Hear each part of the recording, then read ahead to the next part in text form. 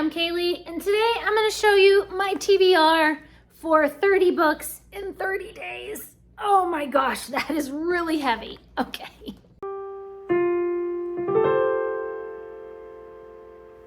This is my TBR for 30 books in 30 days Readathon in September. This stack is just humongous. I need to figure out where am I putting this over here. Okay, all right, don't fall down.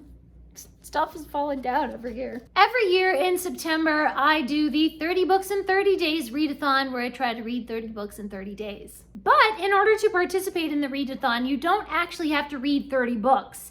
You could read 30 short stories, or 30 poems, or 30 children's picture books, or 30 magazine articles. You don't have to read 30 books. You can kind of make it be whatever you want. You can also do the option to only read 30 minutes every day for 30 days. So you could just be reading one book all month, but you read 30 minutes a day, and then that counts for the Readathon. So there's a lot of different options and different fun challenges and everything that you can do. I've already done another video talking about all the different challenges, but today we're just gonna talk through this TBR. Before I dive in, I'm gonna reach back here to our Booktuber Shoutout book, and we're gonna shout out somebody randomly. Today's shout out goes to Beckel Books. I'll leave a link to their channel in the description. Be sure to go over and subscribe to them. If you haven't already, please do subscribe to this channel and give this video a thumbs up if you think that I can do it, that I can read that big stack of books in 30 days. I need some encouragement, guys. Give me some likes, so that I know that the booktube community is behind me and I can do all this reading in September. The thing about September is there's actually quite a few readathons that go on in September. Every year there's the Shaketember, which is reading Shakespeare in September, and there's usually series September as well. So you try to read a lot of books from whatever series you're trying to finish in September. So this year I am combining all three readathons. I'm going to be doing 30 books in 30 days, Shaketember, and series September. I will leave links to the announcement videos and the hosts and everything for those other readathons down in the description. If they're hosting it this year, I'm not even sure if they're doing it again this year, but if they are, I mean, I am, apparently. I'm doing it, I'm here, so if there's people hosting it, then that will be in the description. Okay, so for series September, I have a couple of Agatha Christie because I've been reading through Poirot books. This one is 13 at Dinner. This is 224 pages. Whoops, I didn't realize it was so long. It looks tiny, it doesn't even look like it's that long. The thing is, one of the guidelines for 30 books in 30 days is that the books that you choose should be under 100 pages, or at least somewhere close to 100 pages, and this isn't. Whoops. Maybe I'll read this on the first day when my reading energy is still really strong or something, but too bad, this is what I've got. And then I also have 13 for Luck. I don't know why both of these are 13s. I did not plan it that way. It just kind of ended up that way. 13 for Luck is actually 13 short stories, and it includes Poirot and Parker Pyne and Jane Marple and everything. Now the thing is, I'm not actually going to be reading all 13 of these. Some of these short stories I have already read in other short story compilations of Agatha Christie, and so I'm just picking and choosing, I think, 6 of these that I have actually not read. So I have little sticky notes to show, read this one and then skip that and then read this one, like that. So there's 6 of these short stories that I'm going to be reading. So each of those short stories counts separately as a separate book. So these will be sprinkled throughout the month of September. Another series that I'm doing for series September is I just decided to just finish up the Roswell High books. I've been reading one every month throughout the year, and I decided, you know what, I'm just too excited. I just want to read them all. And they are pretty short. I mean, I could read that in a day. This is 167 pages. This one's 160. Most of these, they're right at about, yeah, all of these are exactly 167 pages. So the 7th book in Roswell High is The Vanished. The 8th book is The Rebel, and then the 9th book is The Dark One, and then the 10th book, the final book, is The Salvation. The reason I love Roswell High is because I loved the Roswell TV show when I was a teenager But like I've been telling people all year, I do not recommend these books for anybody else to read.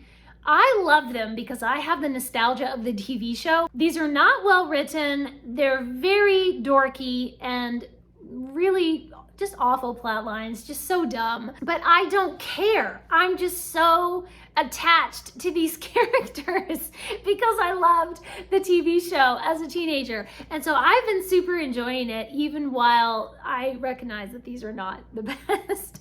So I'm very excited to read through the rest of the series and be able to check that off my list and have these finished. I have a few other books that are like duologies or the first couple of books in a series, but I'm actually going to talk about those a little bit later. One of my goals for this year is to read a Tolkien or Lewis related book every month. And so for the month of September, it's going to be Following Prince Caspian by Thomas Williams. This is very short. It is just so little. It's only 58 pages. So that is perfect for September. I think I have read this before. This is a reread.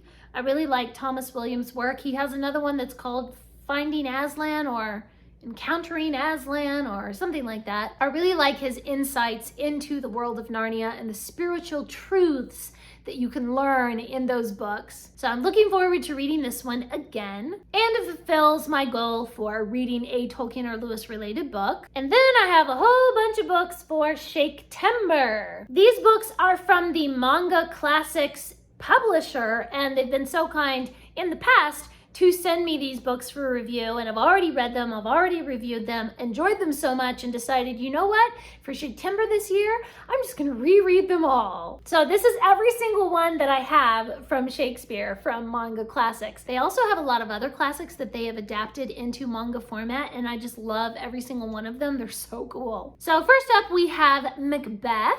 Number 2 is Romeo and Juliet. This is one of my favorites. It's just so pretty. And then Midsummer Night's Dream, another magical, enchanted, beautiful one. And then a very dark and tragic Hamlet. Now these 4 have actually been adapted into a modern English edition. So this is where Hamlet's words have just been upgraded a little bit, just been updated slightly into modern English. So the these and thous are gone, but most of Shakespeare's words are still intact, and it still feels like Shakespeare. It just feels like it's been translated into a modern language. But then I have Othello, which is actually the full original text. So this has all the these and thous exactly the way that Shakespeare wrote it. It has not been edited down. It is the full text. So I really like that there's different editions of all of these. You can get the other ones, Macbeth and Romeo and Juliet, in the full original text, or you can get it in the modern translation. These are so great. I'm also going to be rereading my favorite of Shakespeare's plays, Much Ado About Nothing. I've completely lost count of how many times I've read this. I practically have the play memorized because I've just read it so much ever since I was a teenager. This has always been my favorite. And this is not a graphic novel. This is just, a regular play. So that is everything I'm reading for Shaketember. All the rest of the books in this video are books that I received for free from a publisher in exchange for a free and honest review. So I do have a couple of series that is also going to be for series September. This first one is Diary of an Accidental Witch. The first book is New Girl, and then the second book is Halloween Ball. This looks so adorable. I can't wait to read this. And it has some cute little illustrations on each page and everything. Not a lot, but just some fun little things that I think will make this really cute. Then I have Nick and Tesla. I have these little papers in here to remind me what publisher I got it from. So Nick and Tesla and the High Voltage Danger Lab. This is the first book. And then the second one is Nick and Tesla and the Robot Army Rampage. So this sounds like it's just putting together science and fun and adventures, and this is going to be delightful. It actually says that here, it's a mystery, okay? But it says, with gadgets you can build yourself. There's some cute illustrations and stuff. Oh, here we go. Wait a minute. A do-it-yourself electromagnet and picker-upper. So you can make your own fancy magnet. So it looks like there's some fun little science experiments that you can do, and then you get a fun science-y mystery to go along with it. I just love stuff like this. Okay, then we have Moth in a Fancy Cardigan. So this is a, it's not like a graphic novel, but it does have some illustrations in it. I have no idea what this is about, but it looks really cute. Fitting in is not the same as being yourself. If the cardigan doesn't fit, take it off and let your true colors shine. Okay, that sounds like fun. It is very colorful. Then we have a graphic novel called Storm Kids Fetch, Book 1, The Journey. So this looks very adventurous. She starts to seek out what could be the gateway to the Greek underworld, trying to bring her dog back to the land of the living after her dog has died. So this almost sounds like it could be like a Percy Jackson kind of situation, so I am all about that. All right, then another graphic novel is New Masters. A motley crew of outcasts find themselves caught up in a deadly power struggle for control of an ancient artifact of immense power. Sounds like some sci-fi and fantasy kind of mixed in together, and it is set in Nigeria. So I'm hoping we'll get some really interesting Nigerian culture, just kind of dive into the richness of the African continent, you know. I love learning about other cultures and different settings in books, so I'm really looking forward to this one. When Dad's Hair Took Off. This just looks hilarious. Dad's hair was sick of being brushed and combed. It wanted to see the world. So one day it just jumped out the open window to freedom. That looks really funny. So this is almost looks like a picture book, but it's a little more lengthy than your typical picture book.